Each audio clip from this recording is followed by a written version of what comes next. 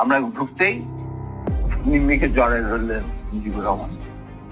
মা তুই কাঁদিস না, তুই কাঁদিস না, আমি এটার বিচার করবো। এই হারামজাদা গাজী, তুই করছিস কি? এটা কি করলি তুই? যা ওর পা ধরে মাপ চা। আমার বউয়ের পা ধরে মাপ চা। গাজী একটু অগ্রসর হওয়ার পর আমার বউ বলল, নিজের চপ্পল খুলে বললেন, খবরদার, তুমি আমার ক্ষমা পাওয়ার যোগ্য নয়, আমি তোমাকে ক্ষমা করতে পারবো না, তুমি পিছিয়ে যাও। মুজিব লাগছে না, আর তাকে তো সব করে বলেছে, আমি তো জানি। তখন বলতেছে মা, আবার মুজিব আমার জ্বরে ধরে বললো, মা আমি এর উপযুক্ত বিচার করবো, তুই আমার খুব ভরসা রাখ।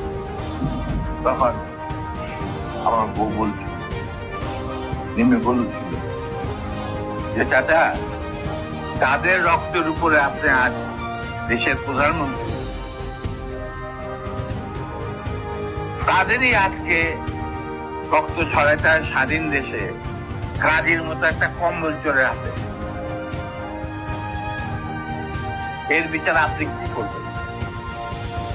আমি বিচারের মামলা করব, আল্লাহ তার বিচার করবে, আমি আপনাকে কোনো বিচার চাই। তখন আবার বেগম উপরে নিয়ে যা।